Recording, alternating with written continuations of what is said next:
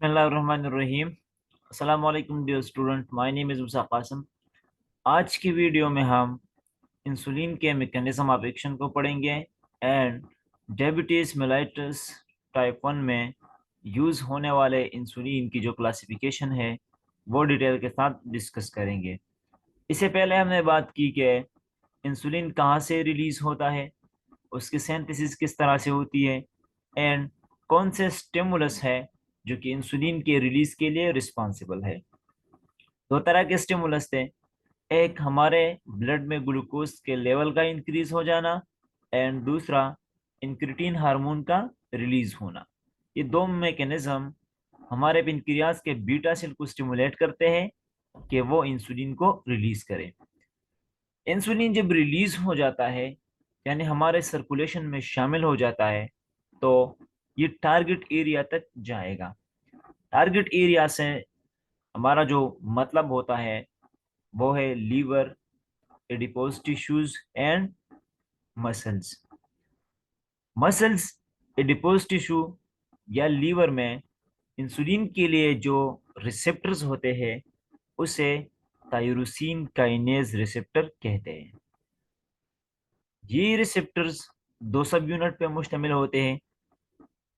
जो मेम्ब्रेन से आउटसाइड पे होता है, एक्सटीरियर पे होता है, उसे अल्फा सब यूनिट कहते हैं एंड जो इनसाइड पे होता है उसे बीटा सब यूनिट कहते हैं। एंड मोस्टली ये जो बीटा सब यूनिट है ये टायरोसिन काइनेस के साथ कनेक्शन में होता है।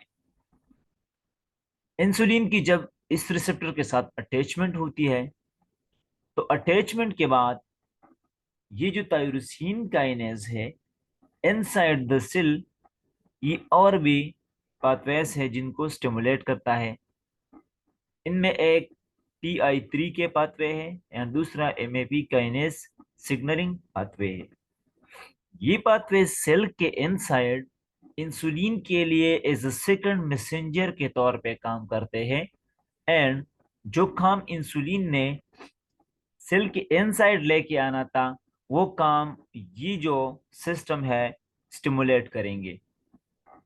लाइक अगर हम बात करें सिंथेसिस ऑफ लिपिड की तो ये जो सिस्टम है TI3 के, ये जो एंजाइमेटिक सिस्टम है ये क्या करता है, ये इसी मेम्ब्रेन को इस तरह से बना देता है कि इसके जरिए जो ट्राइग्लाइसराइड है यानी फैटी एसिड एंड ग्लाइसरोल है उनकी एंट्री हो, उसका अपटेक हो, तो उसी अपटेक के बाद इन्हीं बेसिक यूनिट को इस कन्वर्ट कर देता है लिपिड में एंड बेसिक यूनिट का लिपिड में कन्वर्ट हो जाना ये इस एंजाइमेटिक पाथवे के थ्रू स्टिमुलेट हो जाता है and as a result lipid की सिंथेसिस होती है। इंसुलिन के अटैचमेंट के बाद इस सेल के अंदर, चाहे ये हमारे मसल की सेल है या हमारे लीवर की सेल है या एडिपोज टिश्यूज है उनकी सेल है, यहाँ पे वो मैकेनिज्म होगा जो हमारे ब्लड में ग्लूकोज के हाई लेवल को डिक्रीज करेगा।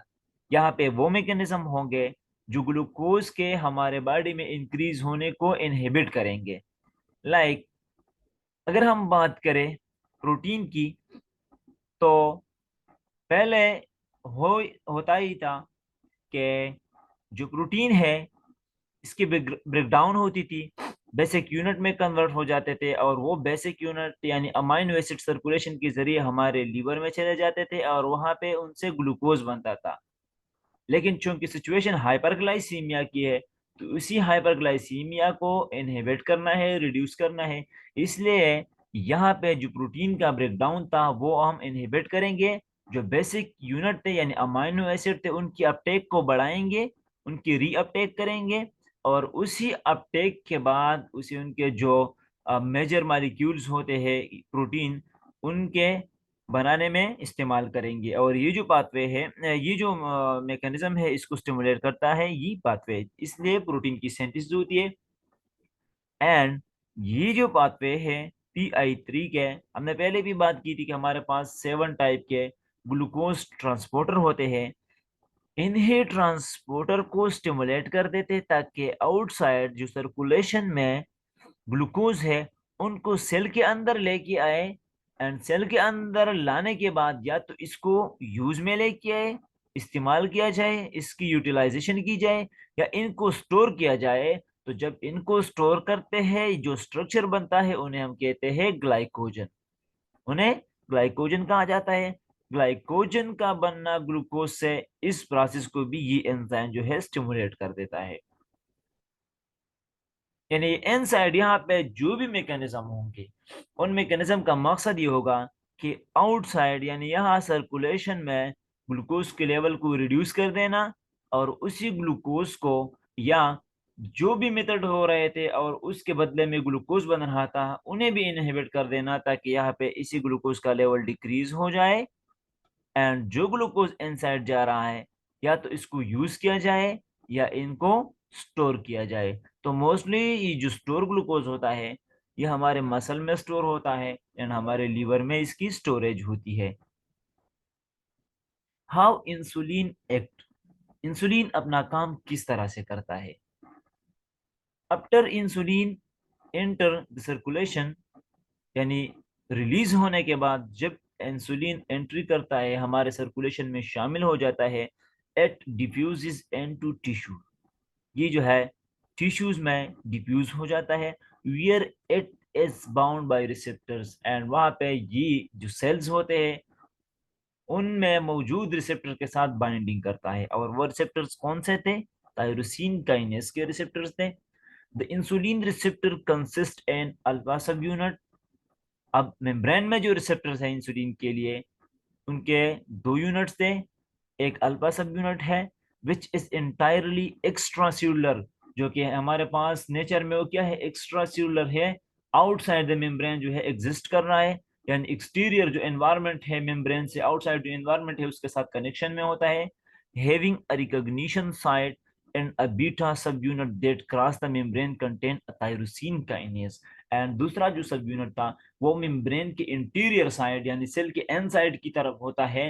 एंड ये दोनों जो है क्या करते हैं, ये जब इंसुलिन की अटैचमेंट होती है तो उस इंसुलिन के मैसेज को सेकंड मैसेंजर के थ्रू आगे ये ट्रांसमिट करते हैं।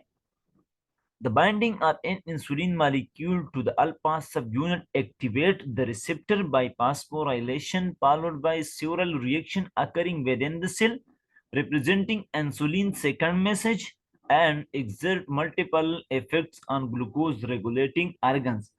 पहले भी हमने बात की कि जब अल्फा सब यूनिट के साथ इंसुलिन की बाइंडिंग होती है, अल्फा की भी फास्फोराइलेशन हो जाती है, बीटा की भी हो जाती है। तो ये फास्फोराइलेशन के बाद जो सेवरल रिएक्शन हो रहे थे इनसाइड, यानी जो एंजाइमेटिक पाथवे है वो स्टिमुलेट हो जाता है।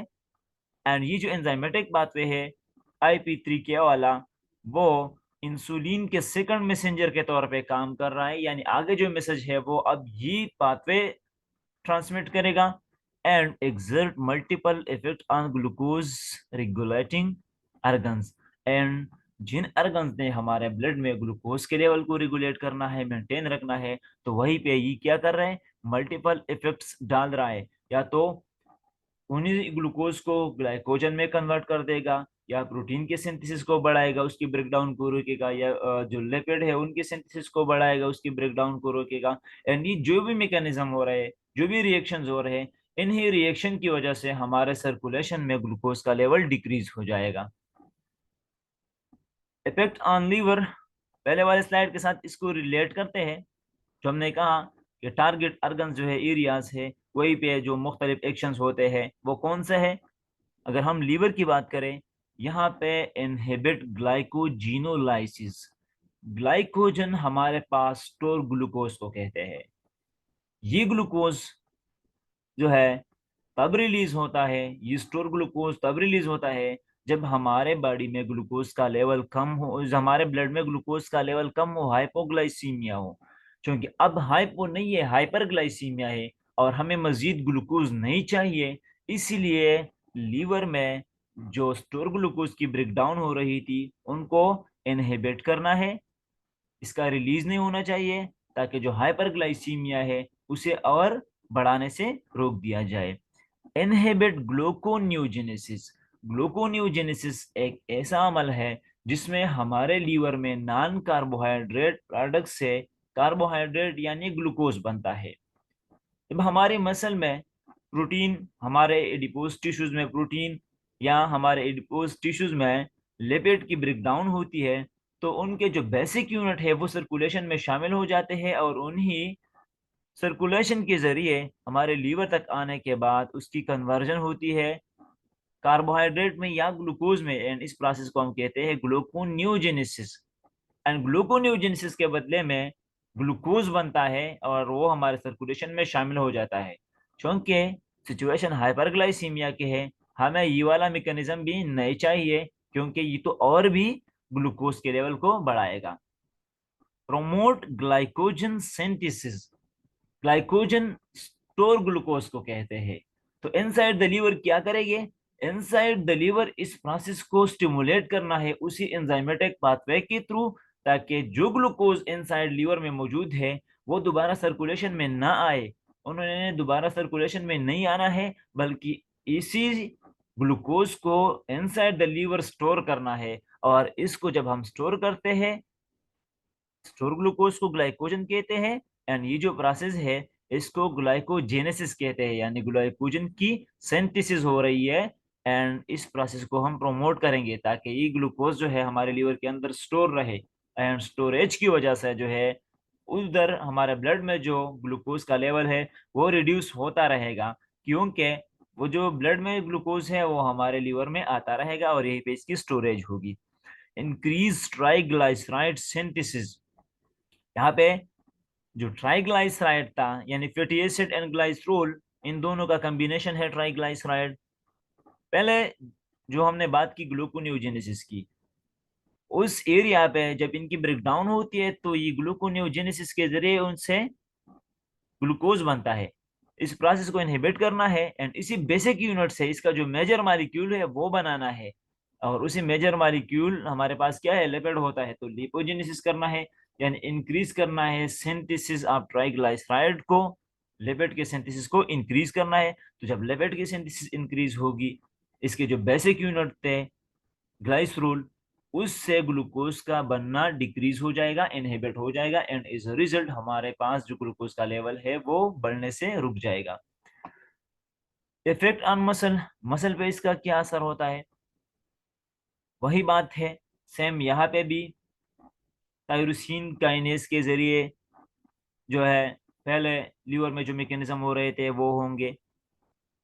प्रोमोट प्रोटीन सिंथेसिस, यहाँ पे भी प्रोटीन की सिंथेसिस को प्रोमोट करेंगे, यानी अमाइनो एसिड की अपटेक करेंगे और उन्हीं अमाइनो एसिड को प्रोटीन में कन्वर्ट करेंगे। और ये जो कन्वर्जन है इस प्रोसेस को स्टिमुलेट किया जाएगा जो IP3K वाला पाथवे है उसके जरिए। एंड इसकी ब्रेकडाउन को इनहिबिट करेंगे, क्योंकि अगर प्रोटीन की ब्रेकडाउन होगी तो इसके जो बेसिक यूनिट है अमाइनो एसिड फिर वो सर्कुलेशन के जरिए लीवर में जाएंगे, एंड लीवर में वहां पे ग्लूकोनियोजेनेसिस होगी।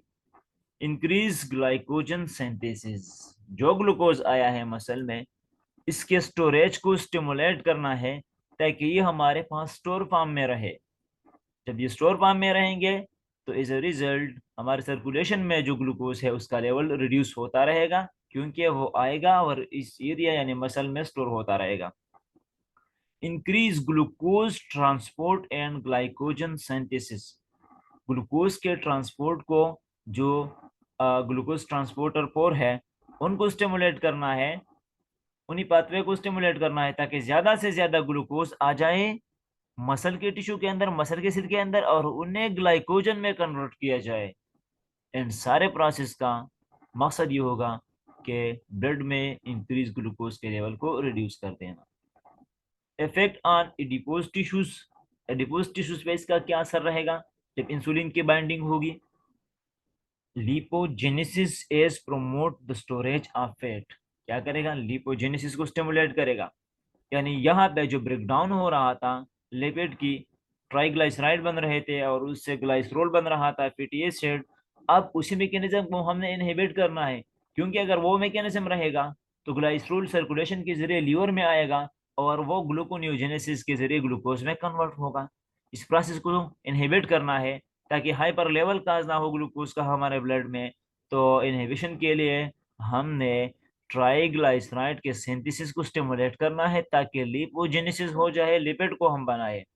And increase is glucose Uptake, यानी यहाँ पे भी ग्लूकोज के अपटेक को बढ़ा देना है, ग्लूकोज अपटेक का मतलब ये है कि सर्कुलेशन से ग्लूकोज को लेना एंड टारगेट एरियाज तक उसको लेके जाना, या टारगेट एरिया के अंदर उसको लेके जाना, ताकि वहां पे या तो इसकी यूज किया जाए, उसको यूज में लेके आए, या इसको नेक्स्ट टाइम के लिए स्टोर किया जाए। मोस्टली जो मेजर फंक्शन है एडिपोज पे क्या होगा, ग्लूकोज के अपटेक को इंक्रीज करना, लिपोजेनेसिस करना यानी लिपिड बनाना, फैट बनाना, लिपोलाइसिस करना, फैट का जो डिस्ट्रक्शन हो रहा था उसको इनहिबिट करना, क्योंकि वो डिस्ट्रक्शन की वजह से लेवल बढ़ेगा हमारे बॉडी में ग्लूकोज का। मसल एरिया पे वही ग्लूकोज के अपटेक को बढ़ा देना, प्रोटीन के सिंथेसिस को बढ़ा देना, ग्लूकोज सॉरी अमीनो एसिड के अपटेक को बढ़ा देना, एंड जो ग्लूकोज आ रहा है उसको ग्लाइकोजन में कन्वर्ट कर देना। लीवर की अगर हम बात करें तो इस एरिया पे ग्लूकोनियोजेनेसिस को इनहिबिट करना, क्योंकि ग्लूकोनियोजेनेसिस में हमारे पास ग्लूकोज बनता है, तो उसको इनहिबिट करना है ताकि जो ऑलरेडी ब्लड में इंक्रीज लेवल है वो और भी इंक्रीज ना हो।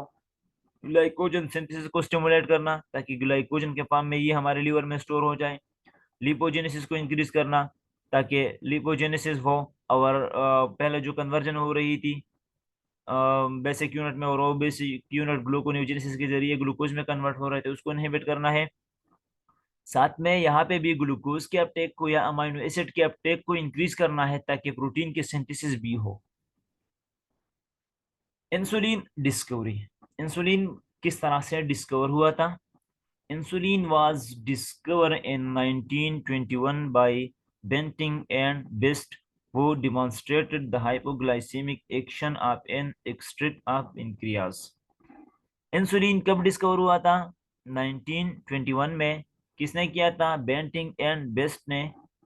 वो एक एक्सपेरिमेंट कर रहे थे, और उस एक्सपेरिमेंट में उन्होंने डाक का जो पेनक्रियास था वो निकाला था, एंड पेनक्रियास निकालने के बाद उसमें से जो आइसलेट ऑफ लैंगरहान है उनका सोल्यूशन बना दिया था, एंड उसी सोल्यूशन को बाद में जो है डाक में एडमिनिस्टर किया था, एंड एडमिनिस्टर करने के बाद जो पेनामिना अमल में आया था वो आगे हम डिस्कस करेंगे।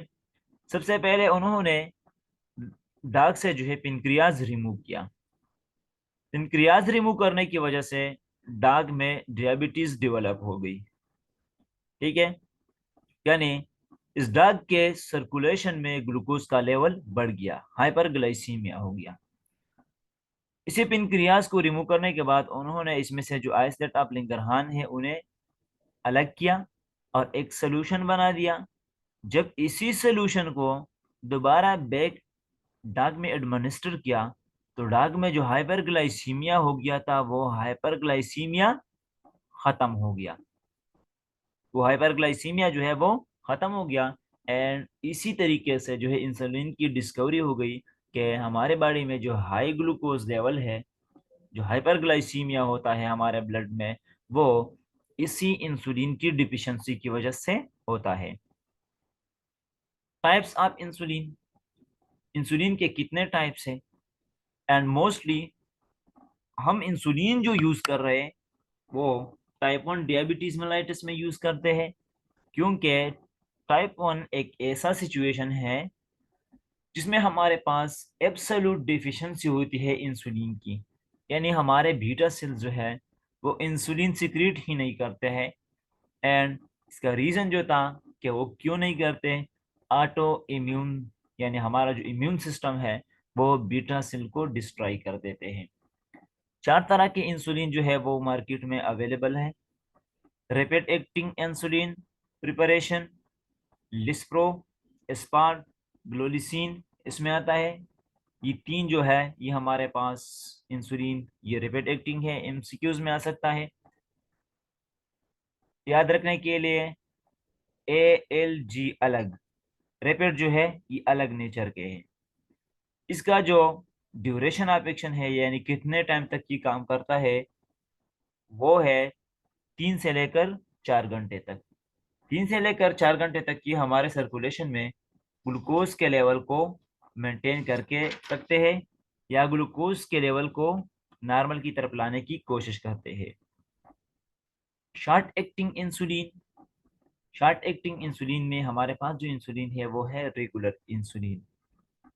शॉर्ट एक्टिंग इंसुलिन का जो ड्यूरेशन है वो 4 से लेकर 6 घंटे तक है, यानी 6 घंटे तक ये हमारे सर्कुलेशन में ग्लूकोज के लेवल को मेंटेन करके रखेंगे। Intermediate acting insulin neutral protamine hagedorn insulin और आइसोपेन के नाम से भी आता है, या आइसोपेन जो भी है, जो है, या एनपीएच, ये एक ही नाम है, एक ही चीज है। ये हमारे पास इंटरमीडिएट है एंड इसका जो ड्यूरेशन है वो 10 से लेकर 16 आवर तक है। Long acting insulin preparation, long acting में हमारे पास इंसुलिन ग्लर्जीन है जो कि लेंटस के नाम से आता है, एंड इंसुलिन डिटिमिर जो कि लिविमीर के नाम से आता है। ये जो इंसुलिन है ये 24 आवर तक हमारे ब्लड में ग्लूकोज के लेवल को मेंटेन करके रखते हैं। या इंसुलिन का कॉम्बिनेशन भी यूज किया जाता है, 70-30 या 20-80। ये जो कॉम्बिनेशन है ये रैपिड एक्टिंग इंसुलिन का है एंड इंटरमीडिएट एक्टिंग इंसुलिन का है। इन दोनों को कंबाइन किया गया है एंड कॉम्बिनेशन के बाद इसको टाइप 1 डायबिटीज मेलाइटस के ट्रीटमेंट के लिए यूज किया जाता है। ये डायग्राम है जो कि इन सब का ड्यूरेशन के बारे में है। जो रैपिड एक्टिंग है वो 3 से लेकर 4 आवर तक हमारे ब्लड में ग्लूकोज के लेवल को मेंटेन करके रखते हैं। रेगुलर जो है ये 4 से लेकर 6 तक, एंड इंटरमीडिएट जो है ये 10 से लेकर 18 तक। लॉन्ग एक्टिंग जो है ये अप टू 24 आवर जो है हमारे सर्कुलेशन में ग्लूकोज के लेवल को मेंटेन करके रखते हैं। टाइप ऑफ इंसुलिन, इसको हमने पहले भी डिस्कस किया, लेकिन यहाँ पे एक ओवरव्यू देते हैं। रैपिड एक्टिंग, इसका ऑनसेट 10 से 15 मिनट, पीक इसका पहुंच जाता है 1.5 आवर में। ड्यूरेशन इसका जो है 3 से लेकर 4 तक या 4 से लेकर 5 आवर तक है। ये हम इसको यूज करते हैं कब? बिफोर ईटिंग, क्योंकि इन्होंने रैपिडली या शॉर्ट ड्यूरेशन में जो है इंसुलिन का लेवल, ग्लूकोज के लेवल को डिक्रीज करना है, तो इसलिए हम खाने से पहले इसको यूज करते हैं एंड फिर उसके बाद जो है खाना खाते हैं। शॉर्ट एक्टिंग वही है, इसको भी पहले यूज करते हैं एंड ये हमारे पास नेचर में क्या है? बुलस है। बुलस का मतलब ये है कि जब हम इसको यूज करेंगे उसी शॉर्ट टाइम में जो है, जो 4-5 घंटे है, उसमें ये हमारे ग्लूकोज के लेवल को मेंटेन करके रखेंगे। बेसल हमारे पास प्रोलॉन्ग टाइम के लिए होते हैं। बेसल में हम इंटरमीडिएट यूज करते हैं या जो है हम यूज करते हैं लॉन्ग एक्टिंग को, ताकि प्रोलॉन्ग टाइम के लिए ये हमारे इंसुलिन के लेवल को, हमारे ग्लूकोज के लेवल को मेंटेन करके रखे। एंड ये दोनों जो कॉम्बिनेशन है इसको हम रात के टाइम, बेड टाइम, जब पेशेंट सोता है उस टाइम पे यूज करते हैं, ताकि नेक्स्ट जो 24 आवर है या नेक्स्ट जो 18 आवर है उसमें हमारे बॉडी में ग्लूकोज का लेवल मेंटेन रहे। एडवर्स रिएक्शन टू इंसुलिन, अगर इंसुलिन को यूज किया जा रहा है तो उसके एडवर्स रिएक्शन क्या हो सकते हैं? एक है हाइपोग्लाइसीमिया, दूसरा है वेट गेन। हाइपोग्लाइसीमिया, जाहिर बात है इंसुलिन क्या करेगा, हमारे सर्कुलेशन से ग्लूकोज को टारगेट एरियाज तक लेके जाएगा, तो या तो वहीं पे इसका स्टोरेज करेगा और या इसको यूटिलाइज करेगा, इस्तेमाल में लेके आएगा। एंड सर्कुलेशन में पहले जो ग्लूकोज का लेवल हाई था वो अब डिक्रीज हो जाएगा। इस सिचुएशन को कहते हैं हाइपोग्लाइसीमिया। वेट गेन इसलिए होगा कि चूंकि ये मालिक्यूल्स जो है, ग्लूकोज जो है, वो हमारे टारगेट एरियाज पे जाने के बाद स्टोर हो रहा है। वहां पे ग्लूकोज की स्टोरेज हो रही है, प्रोटीन की स्टोरेज हो रही है, ठीक है, सिंथेसिस हो रही है, स्टोरेज हो रही है, जो फैट है, लिपिड है, उनकी सिंथेसिस हो रही है।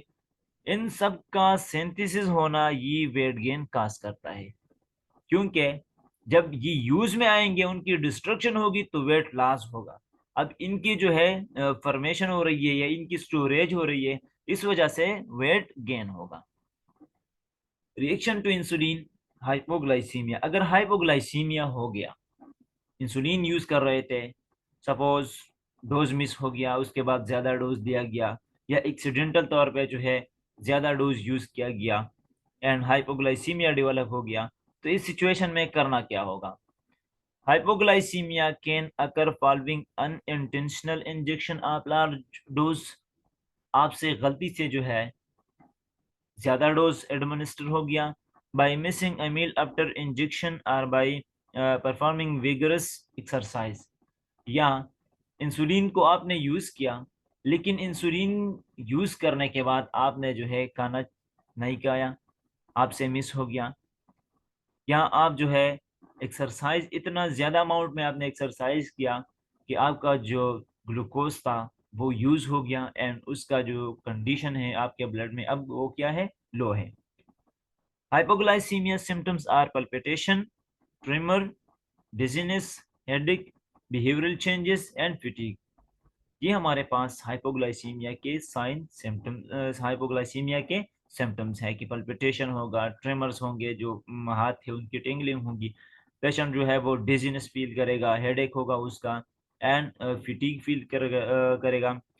ट्रीटमेंट क्या है, इस सिचुएशन को हमने किस तरह से ट्रीट करना है? हमने glucose must be given orally or IV for severe cases, reverse the symptom rapidly.